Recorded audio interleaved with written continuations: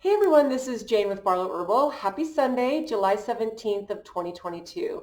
Now I have a great message for you today about two main things. We call these pillars. Today we're going to call these pillars. First one is to minimize your consumerism, and second is to work on getting yourself out of debt, where you are going to feel safe and secure as we move through some uncertain times. In fact, a lot of people that I talk to when we talk about what's going on with the economy, what's going on the world stage, with all the different things that are happening. Um, there are some people who really pay attention to what's going on an economic level because that's really where they geek out. And we are in what a lot of people believe is a 100-year cycle. So if you think about the big economic crash, the housing market crash of 2008, that was that was big. A lot of people were devastated. A lot of people lost their homes. A lot of people simply stepped up and walked away from their homes. And that is not, in my opinion, the answer. The answer is to take personal responsibility to the best of your ability, because I know there are nuances that live outside of these statements that I'm saying. I know that there are different situations, different people, and I know all that. So let's first take a look at the massive consumer. We are consumers. We consume to the point where we not only have cupboards and garages and basements full of things, we actually get storage units where we store extra stuff.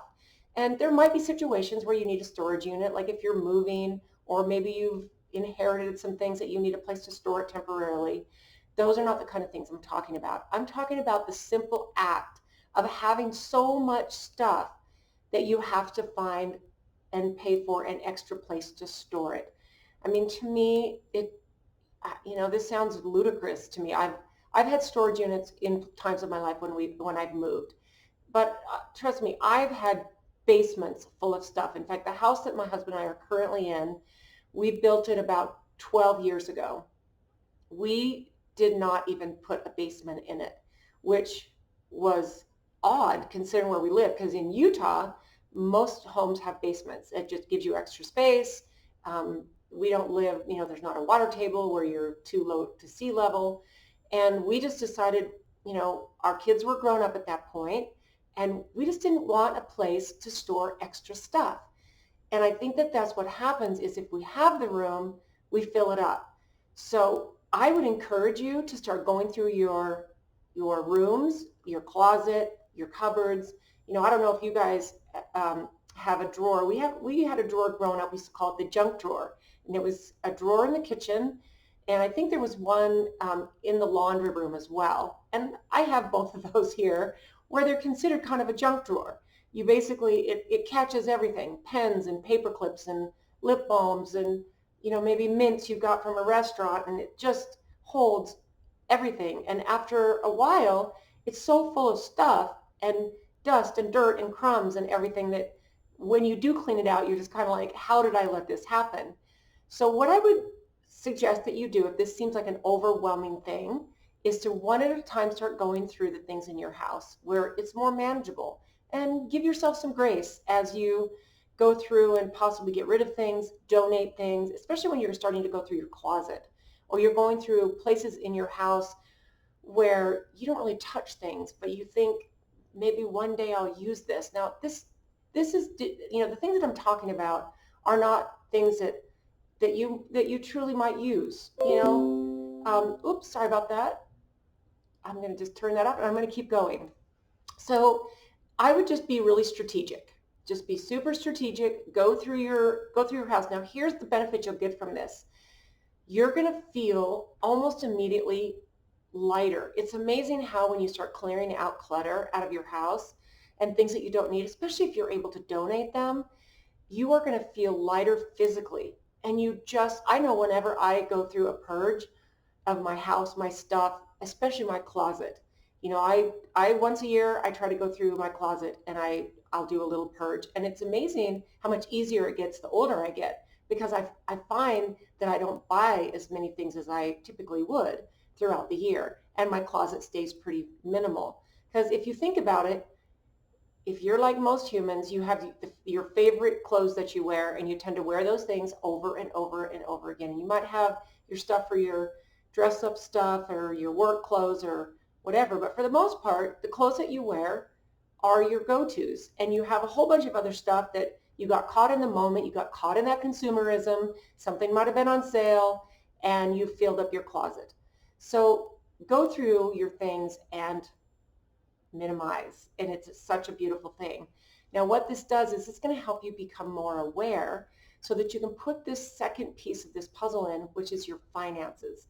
Because if you think about the times that we're going in, many people believe that we're in a 100-year cycle as far as inflation, recession, what the economy is doing. If you look at the world stage and you pay attention to what's happening, it's not a reason to be upset or to be afraid, to be totally scared of what's happening. It's a reason to say, all right, I'm going to take personal responsibility as much as I can, because I know every situation is different, and get my affairs in order. And I wrote down a little list here of different things that you can do, just different tips that can actually stack up and can make a very big difference. Okay, now the first one, and this one might be very hard, and this is where I suggest baby steps, is get rid of all of your paid platforms as far as Netflix, Apple TV, Disney Plus, Hulu, Amazon Prime, all of these things that you pay for to simply distract you and numb you out from life. Because think about it, you don't need all that stuff. I mean, truthfully, I mean, pick one and keep one. And you would be surprised. Sit down and do the math. Get out your calculator and do the math. And then go through all of your apps and stuff that you have subscriptions on. Things that you pay a $10 a month or $5 a month or even $10 a year, and you never ever use it. You know, go through your credit card statement, go through your bank statement. Take a look at all the things that you're paying for that are maybe little tiny amounts that because they're so tiny, you don't give them any notice and you just let them keep billing you. And trust me, when you start to take this amount that you're spending on these things that are sucking up your time, sucking up your resources, and you put them onto things like your credit card debt, you add a little extra to your mortgage, you add extra to your car payments, whatever it is that you would do with that, it will make a huge difference. And you would be surprised at how amazing that would make you feel. So that is the number one thing. Now this one I totally love this one. Eat at home more and learn how to prepare your own food. And this can go along with that maybe daily cup of coffee or tea that you go to the cafe or you go do the coffee drive-through, and it's just this lovely habit you have and you love it and you can't what you know you it's someone makes it for you. You know, if you think about it, if you say you drink a $4 cup of coffee and you get it from your favorite cafe or coffee drive-through every day, that's about $1,000 a year that you are spending on coffee and having someone else make it for you. You can literally make your own coffee or tea for pennies on the dollar, especially if it's tea. There's a place I buy bulk tea. I buy a pound of organic tea bags, and I'll put a link to the company I buy it from below. This is not something I'm an affiliate for. I just have I've been buying from this company for a super long time. They make a bulk. You can buy them in 4 ounces, or you can buy them in 1 pound, which is 16 ounces of tea. And in 1 pound of, say, dandelion root tea is one of my favorites. 1 pound gives you about 240 tea bags. And I'm telling you, it's delicious and it's nutritious, it's organic. And there's just something about the ritual of making your own food at home. And I believe that we get higher nutrition. And if you think about it, if you're a person who goes out to lunch every day, just because that's your routine, that's your habit, and you aren't really paying attention to the sheer volume of money, and maybe you're like, oh, every day I spend $8 or $10 on a sandwich, and with my coffee, it's like $15 every day for lunch. Think how fast that adds up. If you were to do $15 every day for eating out, and that's a tiny amount considering what most people will go out and spend. That right there is $3,000 a year that you could put. What if you put that on your mortgage every year? That would just be amazingly, insanely cool. So consider and really start the habit of making food at home. This is just something I've done for a long time. Besides that, it's so much more nutritious for you. And you can really gauge and control what goes in your body and how it's prepared. Okay, so prioritize paying off your debt. This one, it took me a long, long, long time to learn this because I didn't really learn about money when I was growing up. And my parents provided for us. We always had food on the table. We always had a roof over our head. We always had clothes to wear. But we never really were taught about money. And looking back, and especially when I talked to both of my parents as an adult, and we had conversations about money, they never wanted to stress us out. And I think that's common, really common. You want your kids to be aware and respectful of money, but sometimes we don't really teach our kids about money. And I did a little bit better than my parents when I taught my two boys, but I could have done a better job.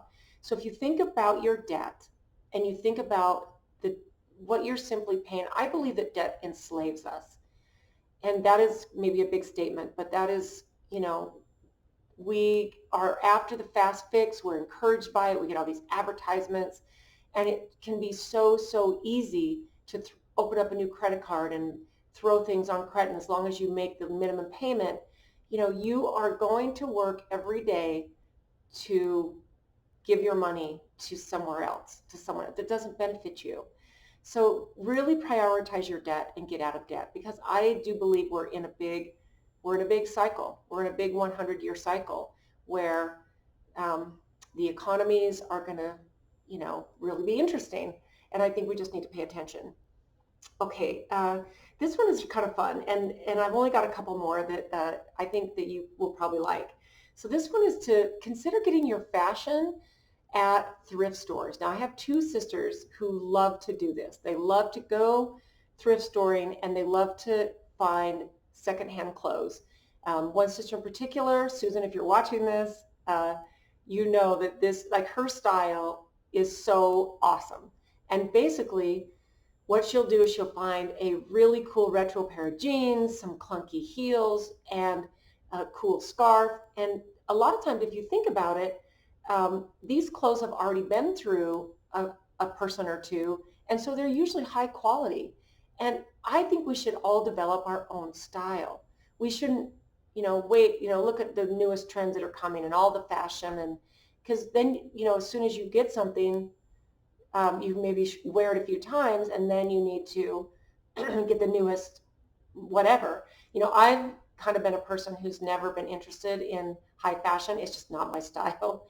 And I will tell you, I have yoga pants that I wear, and I wear them. I can put a casual shirt on like this, wear my yoga pants. I can put a nicer shirt on to go out to a nice dinner, same pants. I might change my shoes. But to me, I think we need to develop our own style and really consider shopping at a secondhand thrift store. They could actually be kind of fun. And I think that might be a little mind-opening for some people. Okay, so this was going to be the last one that I'm going to put in here. So reevaluate your social activities. This one, I think, again, this is one where we get in the rhythm, we get in the habit. We just have these creature comfort zone things. And I'm not saying don't spoil yourself or don't enjoy yourself and don't go out and have a good time. I'm not saying that at all. But what happens is, if you think about the activities that you personally do you entertain at home a lot? Are you making your meals at home? Are you inviting friends over? Have a couple of couples over and have a potluck. And I think you'll find that not only will it be so much more enjoyable, you'll save money, it'll be more nutritious, but that you'll spend so much less money. And I know every once in a while I love to go out to eat. My thing is I am super lucky. I have a husband who not only loves to cook, he's really, really good at it.